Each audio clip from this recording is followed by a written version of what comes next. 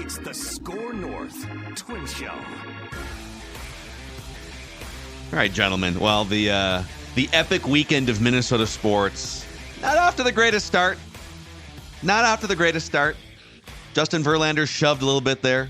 The Gophers, as I'm watching here live, just threw a pick six on the second play of the game against Michigan. So, Skyma.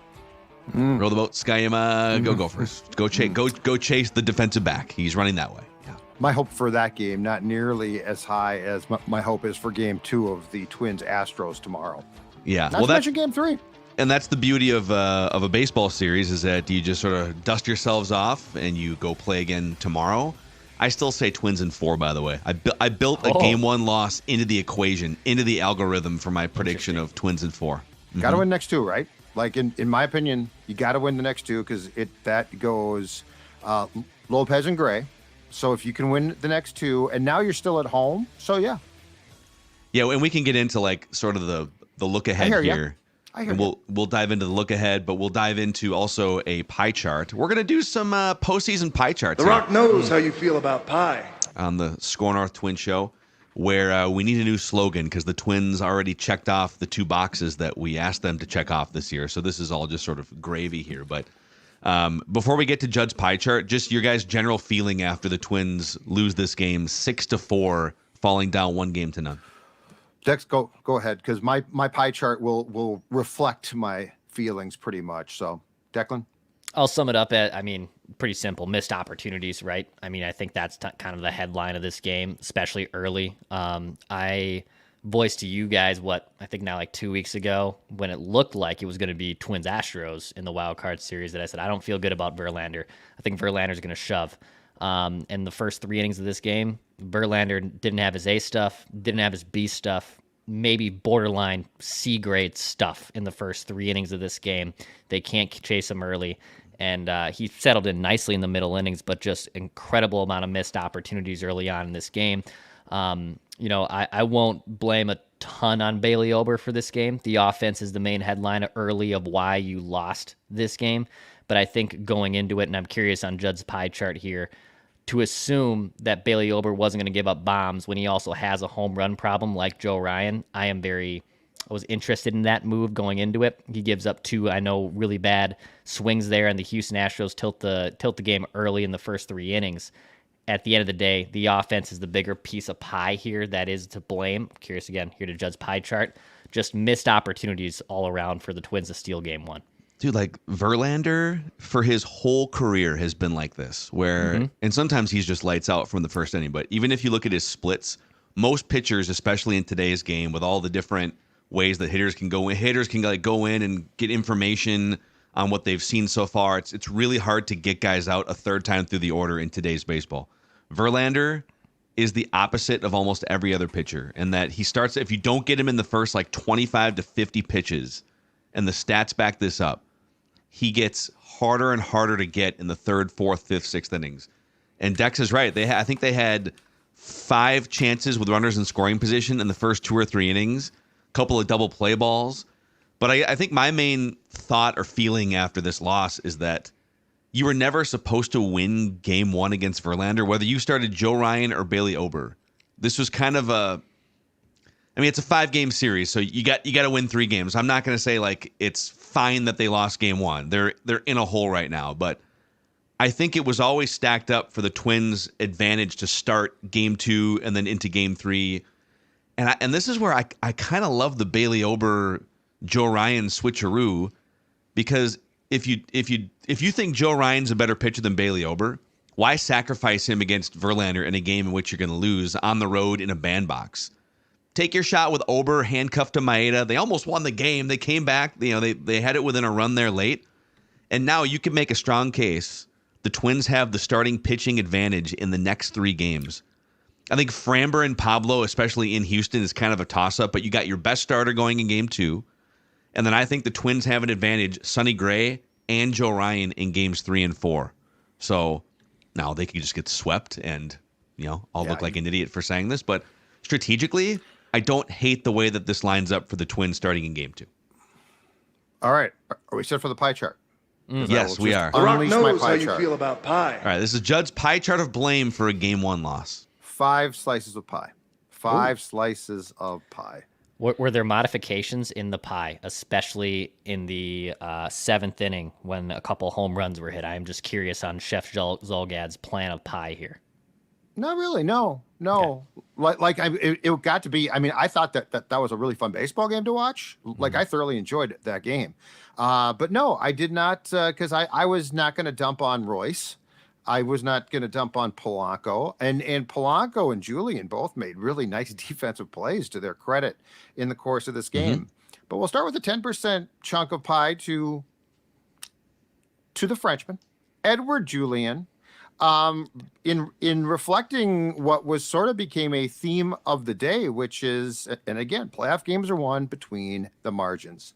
And in the third, when Julien, who had doubled, decided to take off for third base on a ground ball to Bregman, and it turned into a force play on Julien. And as Przinsky said, and by the way, I thought Przinsky and Wainwright were outstanding. Dude, they were great. Really Was good. that was a master class. Like, if anybody is like, well, why are you so hard on Bally's guys? Because that's what I want. That's exactly what I want. And that was a master class.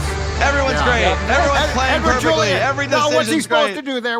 And when Przinsky's like, what's he even thinking? And I mean, Przinsky was right. And then, to Przinsky's credit, he also said that now puts Royce on first base, and Royce can't run. So Correct. So he Yes. might as well still be at home plate. Yeah. And Julien ran on a ball where there's no legitimate excuse. It was just. Yeah, what are we running? We're running on contact from second base now. Like, what are you thinking? I think both of the analysts, rightfully so, thought that Julien thought that there were 2 outs. Yeah. Which, So I'm just the last Ugh. out. Who cares? And- The throw's going to go across diamond. And a ball on the left side. I mean, I hate to say it's Yes. little league stuff, but a ball on the left, hit on the left side, man. Yeah. You're gonna run to third base on that. and it was hit to Bregman, right? Like Yeah, I it can was- I it can was see a Ran five right to into four. him. there's Yeah. some calculus where, like, if it's a ball hit to the left side, kind of in the hole of the shortstop, and you can beat it, okay, that's calculus base running. Yeah. This was just like a ground ball to the third baseman. Correct. Come on, guy. But I mean, that's the type of thing in a playoff game like this against a team like the Astros, where everything, like every small thing, is rightfully magnified. That's really brutal. So 10% Julien needs to be helped. Riley chimes in on the. By the way, we're live on the Score North YouTube channel here, and we will be after the road games. For the home games, we're gonna wait a little while because we're gonna be at the game. So, but Riley says Julien needs a new helmet. His helmet flew off about 9 times today, and then his bat went flying bat, after too. one of the strikes. That and how well he got. I think that was an Uncle Charlie, right, from Verlander, if I'm not mistaken, where fifth. like, yeah, he just lost everything. Yeah. Like it was incredible, embarrassing. Anyway, 10% to Eddie. 10%, Okay. dude. You know what? You actually played a pretty damn good second base, which he has improved at, but that was inexcusable, and it could have cost you. Yeah. We won't know, but it could have. Okay, 15% chunks are going to go to the first 2 pitchers that the Twins sent out. Bailey Ober, 3 innings, 4 hits, 3 runs, 2 strikeouts. I want to talk about the Jose Altuve home run, though. Okay, dude, you're going to go with a fastball, and like I'm going to sneak it by Jose Altuve, who is a master. I believe I wrote the note down. I believe he is now second all time in playoff / postseason home runs. Is he? He's played a lot more games than some of the old guys, but yeah, He's got something like, in fact, I wrote this down if I could find it. He's got something like 8 playoff home runs now. Yeah. I mean, it's absolutely ridiculous. I'm trying to see if I can find. Oh no, I'm sorry. 24 career postseason. I was home like, yeah, 8. runs Didn't Beltran is have the second 8 in most. one postseason one time? It's 8. I think it's 8 now from the leadoff spot, possibly, but 24. And you're just going to sort of like sneak that pitch by him. Hey, I'm just going to sneak a 4-seamer by you, and my name is Bailey Ober. That's a bad way to start a game. I don't think that he was terrible. He certainly didn't pitch great. But you know what? Maybe be a little bit more careful. Maybe start Altuve out with a curveball or a changeup, or spike it in the dirt. Anyway. This certainly wasn't a Randy Dobnak situation, so I'm not trying to go down this path. It's actually a luxury for the fact that we're debating who starts game one, not because of, oh man, is it going to be Brian Dunsing or Carl Pavano? Like they have their best two stars going in 2 and 3, but Ober has home run problems. And I think I tweeted out the stat, 12 of his 22 home runs that he's given up this year have come in innings 1 and 2. So he does leave pitches up early. Hitters tend to swing on him early, and you're facing the World Series champion, and you're leaving pitches up right away, to Judd's point, against one of the most postseason veteran hitters of all time. Jose Altuve, I looked this up. He is hitting over 400 when swinging at the first pitch so far this season. I just want to pull up his career numbers too. It's ridiculous. So for his career, he loves to swing at the first pitch, Jose Altuve. He has 55 career homers on the first pitch of an at-bat. When he decides to swing at the first pitch, he's hitting 373 with a 963 OPS. So he loves to ambush pitchers. And maybe Bailey Ober thought, hey, these guys haven't played in a while. He's likely to just kind of take a pitch and settle in. Or maybe he was a little nervous too, and like let's get a fastball over and get the game started. Nope, yeah. Jose was ready for it. Indeed he was. So 15% goes to Ober. The other 15% that I am going to reserve for the pitching staff, Kenta Maeda, who came in 2 innings, 4 hits, 2 runs, 2 walks, 2 strikeouts. Again, not a disaster, but you know what? Like we've been talking about Kenta's success coming out of the bullpen in the playoffs and World Series for the Dodgers. You certainly expect more there. Like you needed those guys to probably calm things down a bit, and we'll get to Declan's point about the offense certainly early on against Verlander not doing its job. But 15% each to those 2 pitchers. It would have been nice if Maeda had gotten in for a couple of innings himself and shoved, and we didn't necessarily get that. So not a huge slice for those 2 pitchers. Yeah. But they definitely share in the blame probably of between the 2 of you. Can you give up, I don't know, let's say a couple of runs, not 5 runs? Because you were down 5 rip. It felt pretty bad. Now you came back. That was fun. But they definitely, I think, share in the blame. And I'm not giving Rocco a slice here because I don't think he screwed up. No, I agree. This was kind of what we kind of figured. Okay, if you're going to start Bailey Ober or Joe Ryan, but Bailey Ober, then Kenta Maeda is probably the handcuff, either by design if you just don't want one of those guys to pitch beyond like the 3rd or 4th inning, or if they run into trouble in the case of Ober. And I think in a perfect world, Maeda threw 43 pitches over 2 innings. He was probably good for like 55, 60 pitches if he was feeling it, right? I think in a perfect world, maybe Ober gives up the 3 runs in 3 innings. It's not ideal. And then Maeda comes in and holds it down for like 3 innings. And now it allows you to try and get back. Despite those guys giving up 5 runs in 5 innings, the Twins still almost came back and tied. They had the tying run in scoring position after the excuse me swing double by Max Kepler. But yeah, not exactly the way that you would have scripted it for Maeda. So right. I'm comfortable with his slice of pie. Yes. All right, so far 10% for Julien, 15% for Bailey Ober, 15% for Kenta Maeda. Yep. Now a bigger chunk for a guy who had a really bad day, and I really like him, but he had a bad day. 20% Alex Kirilloff. Come on down. Interesting. Yeah. So here's Kirilloff's day, okay? And again, some of this is at the plate, but he also made a play that stopped the game from potentially being tied after the Twins scored 4 in the 7th. First of all, at the plate, after Royce hits into the double play in the first, Max Kepler comes up and walks. So at that point in time, you've got guys on first and third. Kirilloff grounds to short. Okay.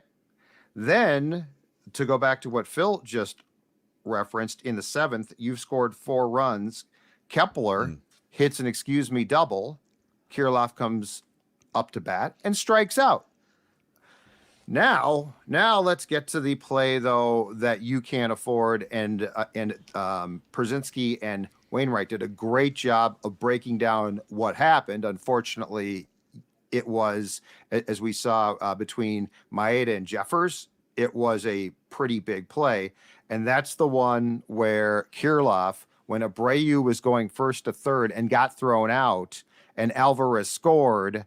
Kirilloff saw Abreu cross his face and cut Wallner's throw from left. And as those guys said, and they're right, Wallner has a cannon. Yeah. And that's a throw that you've got to let go through, because if you can cut down that run, if you had cut down that run after 6.5, it's 4-4. Does that, I have to go back and watch the replay sort of thinking that way. Was he going to be out? It was going to be, looked like it was going to be really bang, bang. I thought he was going to beat it, but. It was going to be bang, bang, and Jeffers and Maeda's reaction. And I forget, there was a regular season play, and I don't think it involved Kirilloff, but there was a regular season cut exactly like this. I want to say that one was by a third. That might have been by a Polanco playing third. But like, you can tell when both guys are like, dude, and Jeffers has the arm where it would have been close, but a 20% chunk goes to a guy who I expect, I guess, a lot from, and just had a really off day. Did not have a good day in Alex Kirilloff. I believe with my St. Cloud State math keeping score at home these last 3 games, Alex Kirilloff still doesn't have a hit in this postseason because he's been subbed out in games 1 and 2 of the wild card game for Donovan Solano. And I don't know if I'm spoiling a piece of pie, but like, him and Wallner have looked completely overmatched at the plate in this series. Neither one of them has a hit so far in the postseason. Yeah. And tonight, Wallner and Kirilloff were combined 0 for 3 with runners in scoring position. They left a lot of guys on base. So, yeah, that's the other thing, too, is they scored 4 runs in the 7th inning, but they still haven't scored more than 5 runs in a playoff game in 20 years. Like... Yeah, I know that they just won. They won a series, and right? Am I? Well, yeah. Because what were the scores of those 2 games again? We had a 3-1 and 2-0, and then a 2-0, right? 5 runs in 2 games. So can we just how about 8 runs in game 2? And if you really break it down, I think Royce Lewis has driven in 4 or 5 of the runs in the 3 games here. Yeah, 3 home runs in 3 games. 3 home runs for sure. Yeah. Well, what, a 2-run shot in the first of game 1, solo shot. So he drove in all 3 in game 1.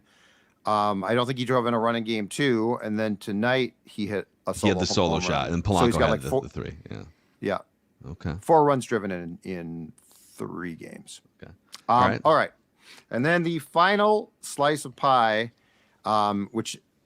Your Wallner take on could that infringe on the pie chart is sort of correct, but it's not, because 40% goes to a complete lack of clutch early, and again in the 8th. And this is 40% is to lack of clutch. Lack of clutch.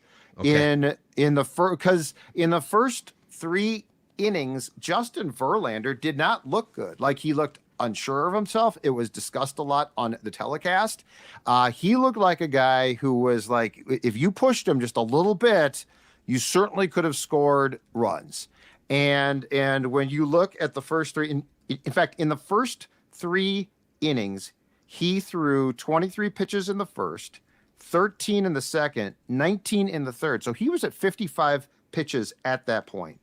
And he got 2 massive double play balls. But then in the third, Julien leads off with a double. Polanco strikes out. Lewis hits into the play that we talked about, where Julien runs into an out instead of it being like 2 outs and a guy on third, and then Kepler strikes out.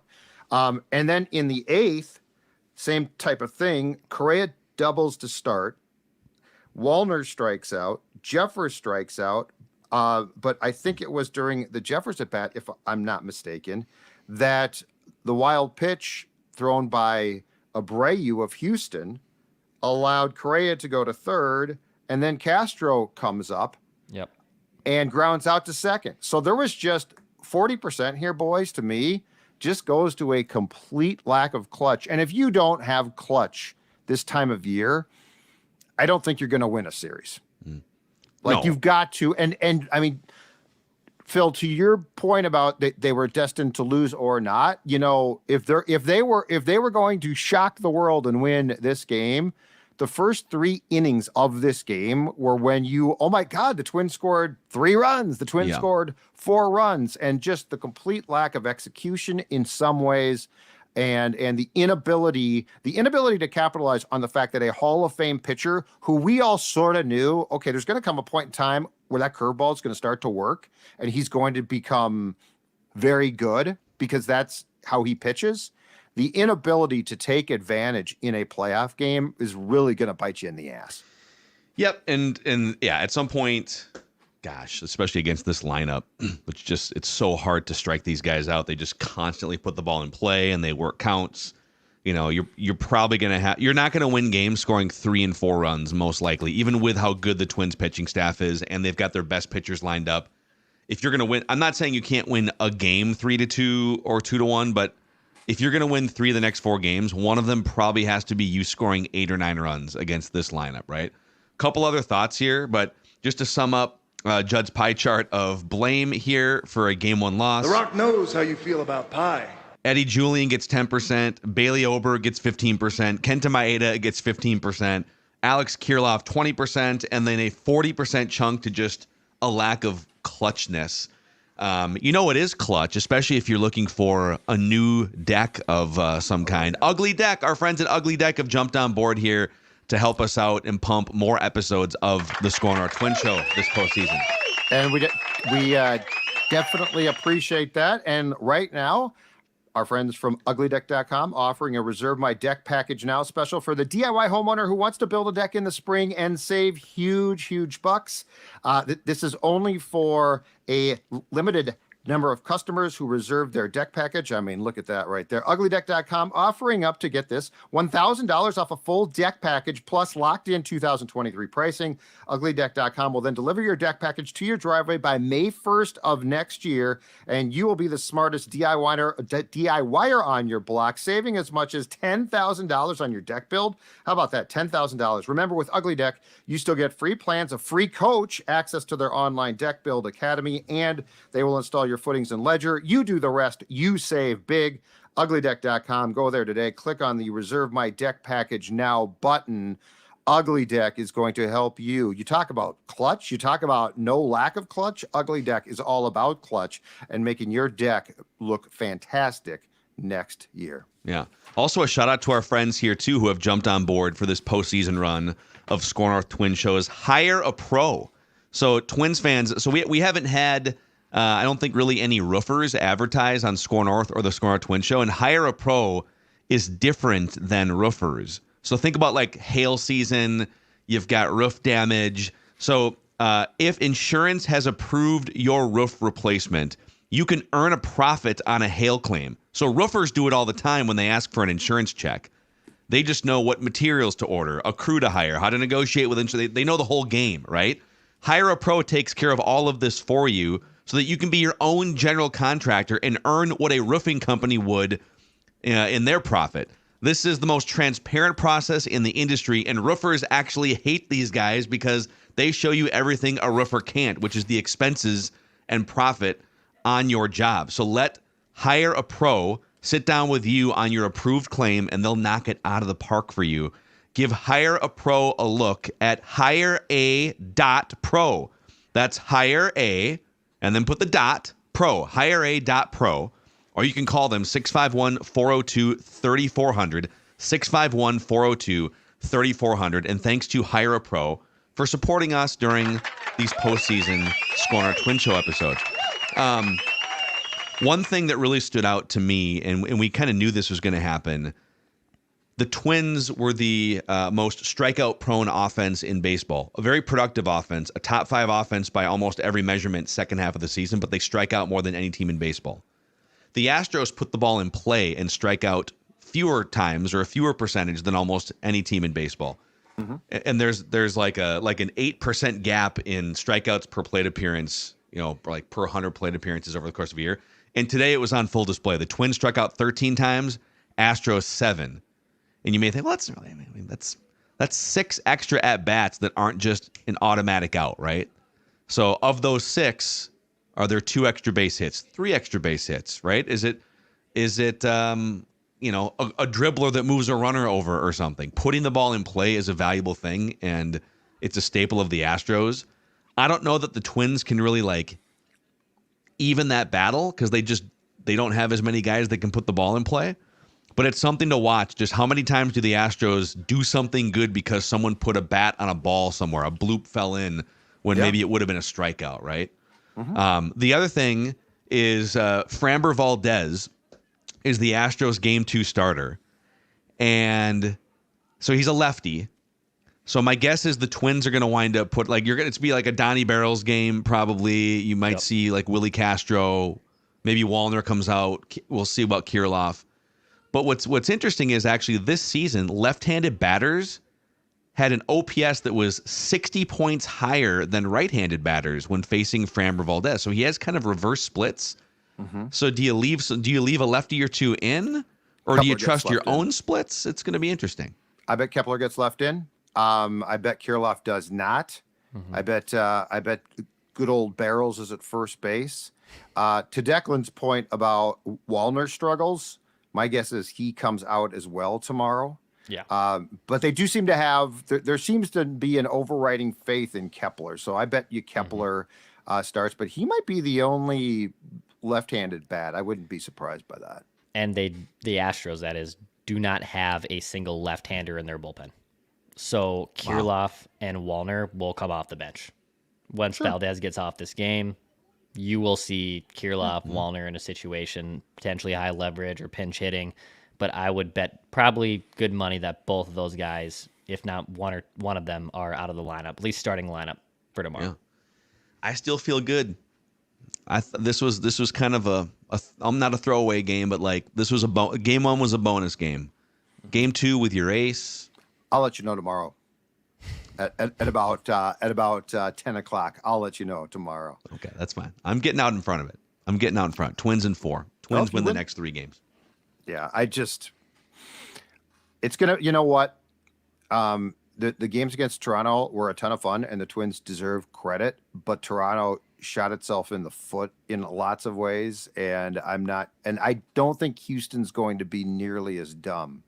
So I guess my question is can you win the next 2? Because I'm convinced that you have to. Like those 2 pitchers, and then I sort of if you can win the next 2, go up 2-1. So and if you do split on the road for games 1 and 2, I think that's fine. Like I don't think anybody thought that they were going to sweep.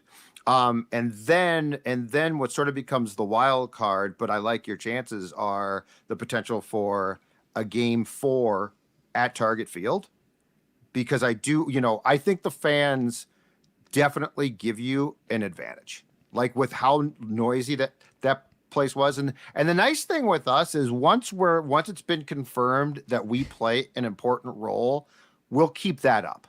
We need some validation first. Well, we do it first, but then we've once been damaged for 20 years. The we just need a Metrodome little, was the same way. Like the Metrodome was not the Thunderdome in game 1 of the ALCS against the Tigers in 87. It just got super loud, and all the players were like, that was great, that was fantastic. And then we're like, oh, hold on a second, you're confirming our importance. Yeah. And so I think those 2 games confirm the importance that the fan base means. And I do think that if in a game 4, they would give you an advantage that you definitely didn't have in 2020 when there were essentially no fans allowed in the building. Yeah. And sold out for games 3 and 4 already at Target Field. Yeah, so it's cool. It'll be a sellout. It'll be rocking. The Minnesotans, our passive aggressiveness and our, oh my God, are we being okay? Are we in our right lane? The fact that there's validation that they've won a playoff game, I think will help Pat them. you on the back, fans. You did a great job. It's okay. You go get them, kids. Get back on the horse. Yes. So, all right, boys. There it is. Judd's pie chart of blame here. They got another game The Rock knows tomorrow. how you feel about pie. Tomorrow's a big day here on Score North too. This is such a fun time to be a Minnesota sports fan. We got Chiefs Vikings in the middle of the afternoon. We'll do a live Vikings vent line on the Purple Daily YouTube channel, and then we'll do a live reaction later at night on the Score North YouTube channel, a Score North Twin Show after Twins Astros game 2. Click the like button and the subscribe button on both of our YouTube channels, please. as we look to keep spreading the word about this awesome Minnesota sports community. So, all right, boys, I'm actually going to hop over for the last 3 quarters of Gophers Michigan. So Enjoy. Gophers do a pick 6 early, but they're 10-3 now. All right, let's see what happens. Just cover that spread, Gophers. That's all I care about. For write that Is it down. 19? Cover that spread. 19.5. It was 19 when I looked at, on Wednesday morning. Yes, it was. And I'll text any major WWE spoilers or major events that maybe take place at Fastlane. That's my evening If tonight. CM Punk comes back, he I'll won't let come you back know. tonight, though, right? Get on your scooter and just start coming right back if that's the case. Yeah, if you see someone on a scooter frantically trying to make his way to a stadium, that's probably me. So, all right, there we go. We'll see what happens tomorrow. Hey, it's just one game. It's a 5-game series. It's an eternity, okay? And the Twins' ace is on the mound tomorrow. So we'll see what happens. And quite frankly, this is all just like a free roll. It's all house money for the Twins now. For Judd, Declan, I'm Phil. This is the Score North Twin Show. We'll see you guys tomorrow.